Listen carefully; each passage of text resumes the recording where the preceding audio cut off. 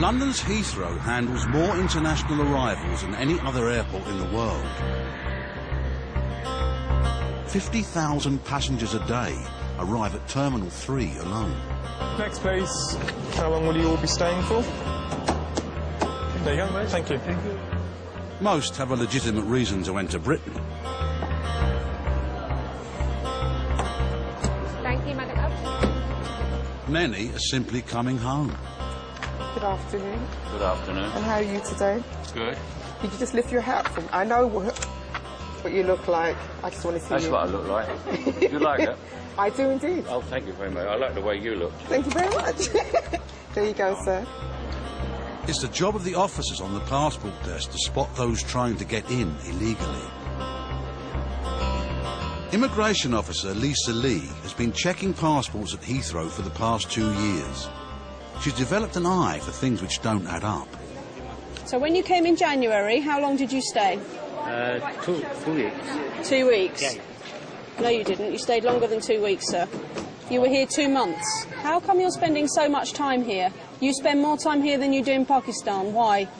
No, I do working is a business only purpose.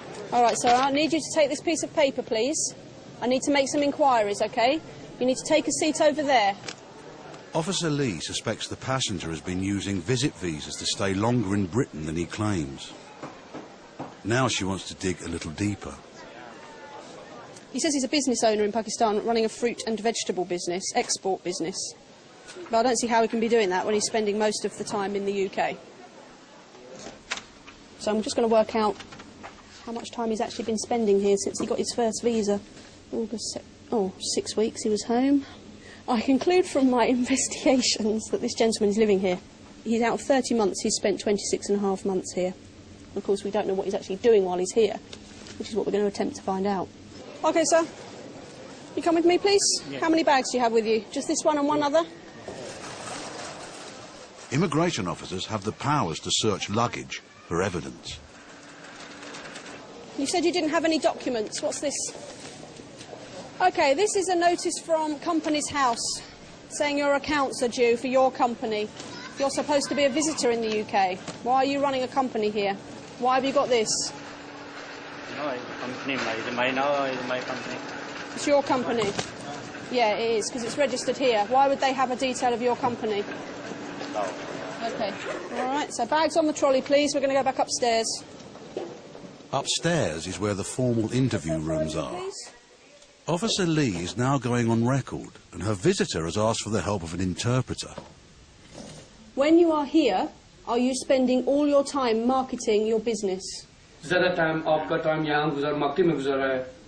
Yes. Because I'm not satisfied that you're just visiting the UK.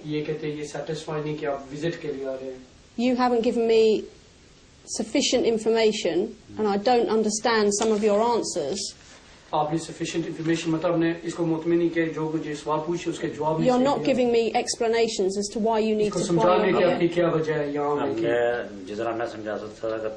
The basis of what he's saying is that he's been here pretty much solidly since October 2005 to market his fruit and veg business that he runs in Pakistan.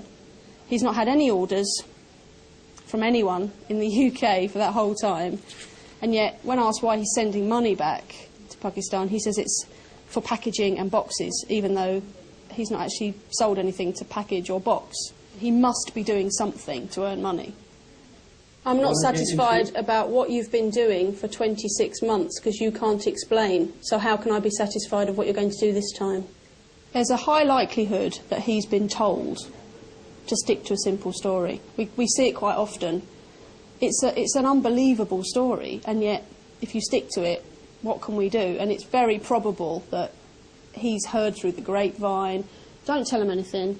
Just keep quiet. Don't try and include too many people in it. And if they can't prove anything, then you might be all right. Officer Lee has heard and seen enough. For the final decision, she will consult her boss, the Chief Immigration Officer. His sole purpose in coming to the UK is to market his business in the UK, not as a visitor. Well, if that's what he's actually doing. If that's what he's doing. But we haven't got evidence unsuccessful, otherwise. We don't have any pay slips or anything like that, or any NI numbers or anything like that to say he's working. I think he clearly falls to be refused. I think we'll cancel it on the basis of Okay, do a change of circumstances then, yeah. Which will give him the right of appeal before removal if he chooses to exercise it, and that's fine. Okay, the passenger is being refused entry, and he will go back to Pakistan.